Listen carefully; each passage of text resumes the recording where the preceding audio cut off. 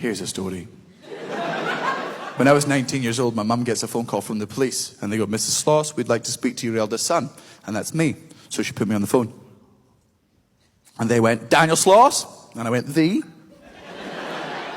And I went, what? Nothing. Okay, Mr. Sloss, we'd like to interview you. I've already got a job.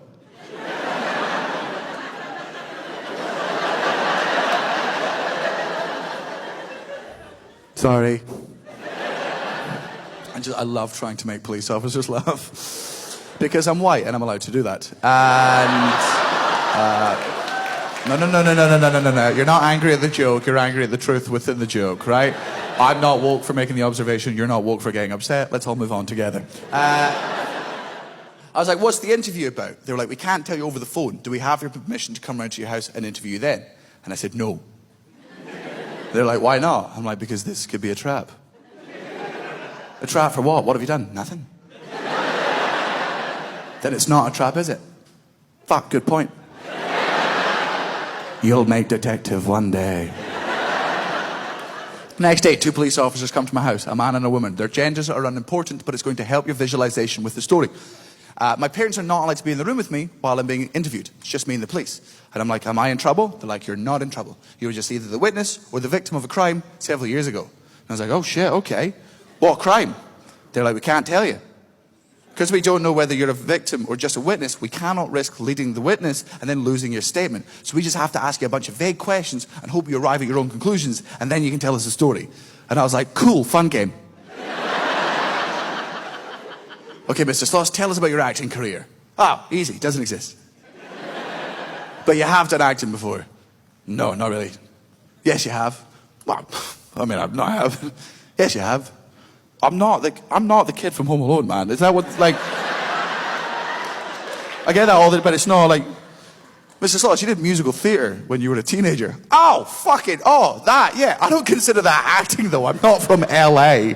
I'm not like... No, I'm a lovely little actor. I sing a song every night. I did musical theatre between the ages of 11 and 17. Not because I enjoy it. I actively fucking hate it. But my mum works from home, and during the summer holidays, I would be home from school. And she didn't enjoy that very much because I'm very annoying.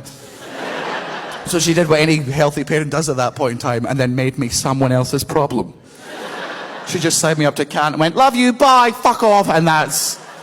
So I spent 2 weeks every year minimum at musical theatre camp. And they were like, and how was that for you? I was like, it was very traumatic. They were like, aha! Why? Because I can't sing. I'm not being modest, I can't sing. My voice doesn't really have much range, and I'm also partially tone deaf. I can't really tell the difference in the pitch in my own voice. That's why whenever I do stand-up, I've only got 2 voices. It's either this monotony or the very offensive impression I do of women. It's either, hello, I'm Daniel Sloss, or hello, I'm a lady! That's all my voice does. So, I've always been confident and I've always had stage presence, so they ignored the fact that I couldn't sing, and they gave me the leads in all the musicals. And then when it came to any solo songs I did, they made me rap them. Sound bad, it was worse. And it's stuff like Jesus Christ Superstar, where I played Jesus and I was like, yo, my name is Jesus Christ and I'm here to say, it was fucking horrendous. They're like, who did you go to theatre with? I'm like, thousands of children. They're like, name names! I'm like, oh, okay. Start listing off people I remember. I obviously don't arrive at the name they want me to arrive at, so they feed me it. They're like, do you remember this person? And I was like, no. They go, yes, you do. No, I don't. Yes, you do. Look, I know I've smoked a lot of marijuana since then, but my memory isn't actually that bad. You've smoked a lot of what? Oh, what? Huh? It's loud. My mum's outside the door. He also sniffs deodorant cans! He's a monster! Lock him up! Now, the reason I didn't remember the name of the person, well, it wasn't because I didn't remember the person, but it's because he had a nickname all the way through theatre, and they were using his full name. You never really realise the power of nicknames until your friend who has a nickname gets a new partner, and their new partner starts calling them by their actual name.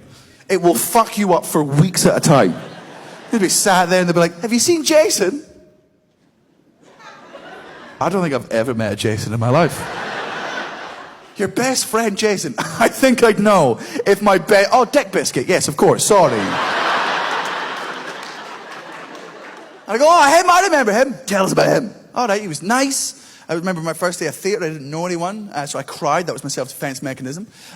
He took me under his wing. He introduced me to people he knew. He was also a very good singer, because we had to do duets sometimes, and he'd sing really beautifully, and then I'd rap. Then they asked a question that changed the tone of the whole afternoon. How old did he tell you he was? I beg your pardon? Excusez-moi? Fucking what, cunt? What do you mean, how old did he tell? What kind of question is that? It was an 11 to 17-year-old theatre, so he must have been 16 or 17. What do you mean? She doesn't answer.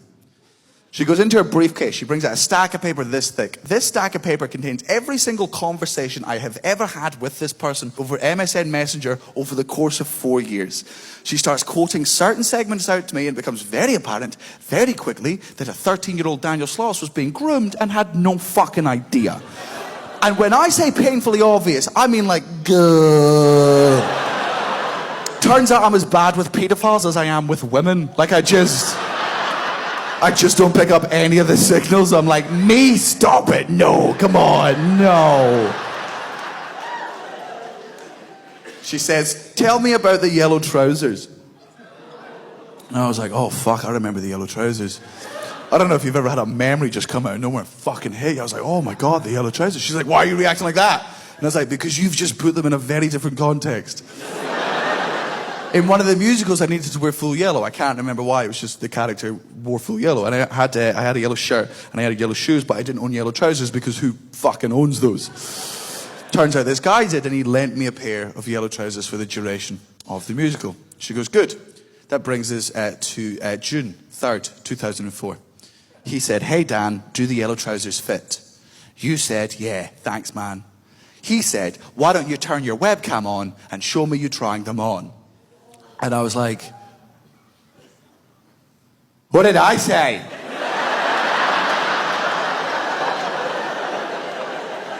like, did I do it? like, I don't know, it's the next thing, it's just a video of me on your iPad being like, see, they fit. Like, what? What is this? She was like, you said, nah, man, don't worry about them. You'll see them tomorrow. And I was like, oh boy, fucking oh boy. Open with that. She goes, can we proceed? And I'm like, absolutely, we can proceed if it helps the investigation. What's your next question? Mrs. Sloss, do you remember what you said July 17th, 2004? Yes. Really? Nah! He said, hey, Dan, do you masturbate? You said, yeah, sometimes. He said, what do you masturbate to? You said, your mum, lol, and logged off.